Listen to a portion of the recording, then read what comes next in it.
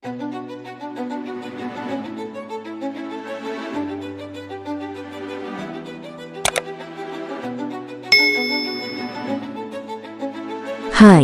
semuanya, selamat datang kembali di channel Singkat Cerita. Di sini kita bakal terus menghadirkan kisah-kisah seru, penuh emosi, dan pastinya bikin kalian terbawa suasana. Setiap kisah punya makna dan pelajaran tersendiri, jadi jangan sampai kelewatan. Cerita ini dibuat hanya untuk hiburan. Kalau ada kesamaan nama, tempat, atau kejadian, itu murni kebetulan dan tidak ada maksud tertentu. Biar makin semangat buat upload cerita-cerita baru. Jangan lupa dukung terus channel ini dengan like, komen, dan subscribe, ya. Dukungan dari kalian benar-benar berarti buat kami, supaya terus bisa menghadirkan kisah-kisah menarik setiap saatnya. Kalau kalian punya pengalaman unik atau berkesan, ceritakan di komentar, ya. Siapa tahu bisa jadi inspirasi buat banyak orang. Siap buat dengerin kisah kali ini? Langsung saja kita mulai. Kali ini dengan judul, Demi Ibu, Raga Tergadai. Ternyata memang berbeda antara sesuatu yang masih utuh dan yang telah terbuka. Bara sedikit kesulitan di awal. Ia mencoba menerobos benteng pertahanan yang selama ini dijaga erat oleh Reina.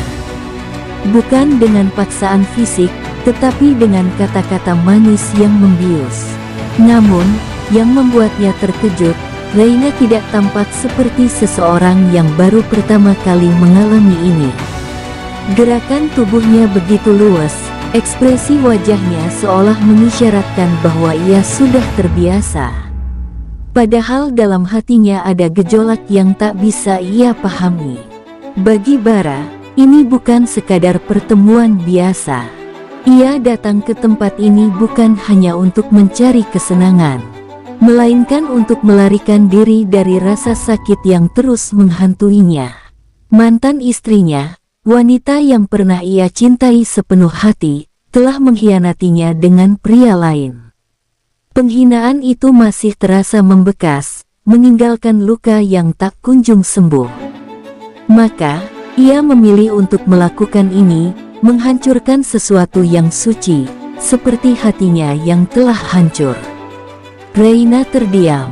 Ada pergolakan dalam hatinya, rasa takut yang bercampur dengan keingintahuan. Sejenak, ia ingin berlari, tetapi langkahnya tertahan oleh takdir yang telah lebih dulu menggenggamnya erat. Suasana kamar terasa sunyi, hanya terdengar desahan napas tertahan. Bara menatap Reina, seolah meminta izin, meskipun ia tahu bahwa garis batas itu telah lama ditentukan. Perlahan, Reina menutup matanya, membiarkan dirinya tenggelam dalam arus yang tak bisa ia hindari. Namun, di balik itu semua, ada pedih yang tak terkatakan. Sebuah kehilangan yang hanya bisa dirasakan oleh mereka yang pernah merelakan sesuatu yang berharga. Pagi pun menjelang, cahaya matahari menyelinap masuk melalui celah gorden, menyapu wajah Reina yang masih terpejam. Ketika ia membuka matanya, tempat di sampingnya kosong. Bara telah pergi tanpa suara. Matanya menelusuri kamar, hingga menemukan sesuatu di atas meja kecil di samping ranjang. Setumpuk uang berwarna merah dan sepucuk kertas kecil. Tangannya terulur, meraih kertas itu dengan hati bergetar. Terima kasih, Nona Reina, atas waktu yang kau berikan. Aku sangat menghargainya. Semoga kita bertemu lagi dalam keadaan yang lebih baik. Dari pria pertamamu, Bara. Di sudut kamar, ada amplop lain dengan tulisan tangan yang lebih tegas. Bara meninggalkan ucapan terima kasih untuk Mami Rini, sang mucikari yang telah mengatur segalanya. Untuk Mami Rini, terima kasih telah memastikan semuanya berjalan lancar. Aku puas dengan pelayanannya. Ia tahu dunia ini kejam, tetapi baginya, setiap orang memiliki peran masing-masing. Reina meremas kertas itu erat.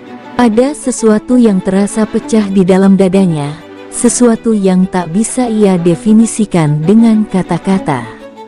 Ia ingin marah, ingin menangis, tetapi tak satu pun air mata yang jatuh. Dengan langkah gontai, ia bangkit.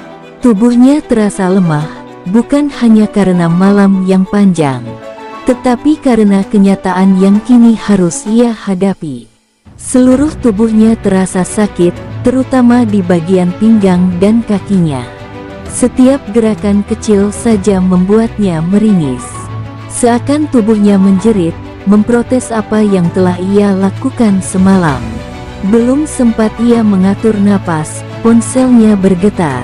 Sebuah panggilan dari rumah sakit. "Halo," suaranya terdengar serak. "Selamat pagi, Mbak Reina.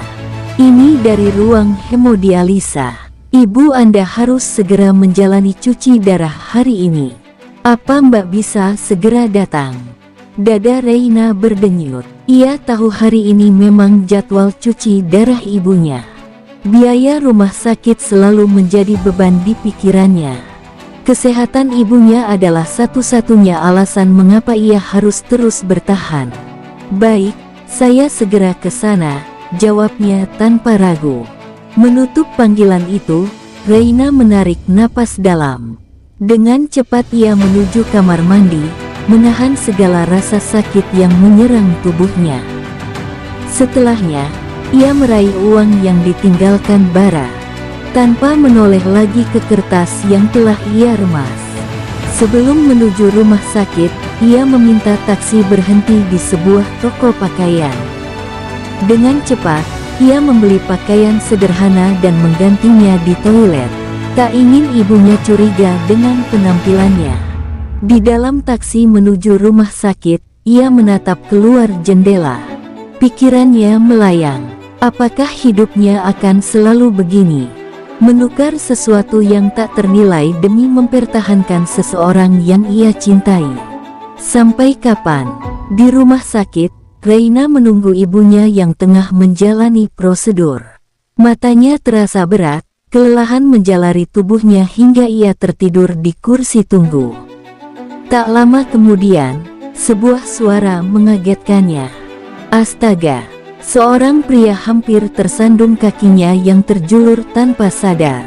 Reina tersentak, buru-buru menarik kakinya dan menatap pria itu dengan panik. "Maaf, Dok," ucapnya tergesa. Dokter itu tersenyum ramah, menatapnya sekilas sebelum melanjutkan langkahnya. Reina masih diam di tempatnya. Tatapan pria itu terasa berbeda. Ada sesuatu di dalamnya. Sebuah rasa yang entah mengapa, membuat dadanya kembali berdebar. Reina masih duduk di kursi tunggu rumah sakit, mencoba meredakan napasnya yang sempat tercekat. Tatapan dokter itu meninggalkan jejak aneh dalam benaknya, seperti sesuatu yang familiar tetapi sulit dijelaskan. Namun, sebelum pikirannya bisa menelusuri lebih jauh, seorang perawat mendekatinya. "Mbak Reina, ibu Anda sudah selesai cuci darahnya. Anda bisa menemui beliau di ruang pemulihan." Reina segera berdiri, mengabaikan rasa nyeri di tubuhnya, lalu melangkah menuju ruangan tempat ibunya beristirahat.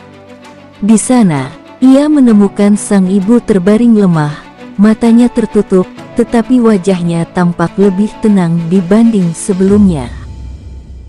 Duduk di sisi ranjang, Reina menggenggam tangan ibunya. Ia tersenyum tipis meskipun hatinya terasa berat. Perjuangannya belum berakhir, dan entah kapan akan berakhir. Ia tidak bisa membayangkan dunia di mana ia kehilangan ibunya.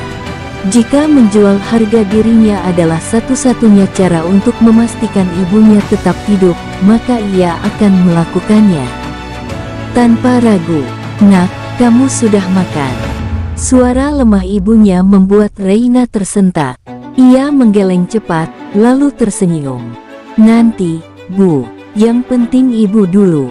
Ibunya menatapnya dengan mata yang masih dipenuhi kasih sayang. "Kamu kelihatan lelah. Kamu kerja lagi semalam, ya?" Reina menunduk, pura-pura membetulkan selimut ibunya. "Iya, Bu. Tapi nggak apa-apa. Yang penting biaya rumah sakit aman." Ibunya menghela napas panjang.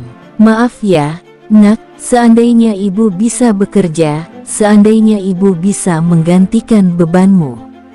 "Jangan bilang begitu, Bu," potong Reina, berusaha menahan emosinya. "Aku kuat. Selama ibu masih ada, aku nggak akan menyerah." Saat itu juga, pintu kamar terbuka. Reina mendongak dan terkejut melihat dokter yang tadi hampir tersandung kakinya masuk. "Selamat siang, Bu Siti. Bagaimana perasaannya setelah cuci darah hari ini?" tanyanya ramah. Ibunya tersenyum tipis. "Sedikit lebih baik, Dok. Terima kasih." Dokter itu mengangguk sebelum menoleh ke Reina. "Jadi, Anda yang selalu mengantar beliau?" tanyanya. Reina hanya mengangguk pelan. Tatapan dokter itu terasa tajam, seolah-olah ia bisa melihat menembus lapisan pertahanan yang selama ini Reina bangun. "Ibu Anda cukup kuat, tetapi perawatan seperti ini membutuhkan dukungan besar, baik secara fisik maupun mental. Pastikan Anda juga menjaga kesehatan Anda sendiri." Reina tersenyum kecil, berusaha menyembunyikan kelelahan yang melingkupinya. "Saya baik-baik saja, Dok. Yang penting ibu saya sehat." Dokter itu menatapnya sejenak, lalu mengangguk. "Baiklah. Kalau butuh bantuan atau informasi apapun mengenai kondisi beliau, jangan ragu untuk bertanya. Saya selalu ada di rumah sakit ini."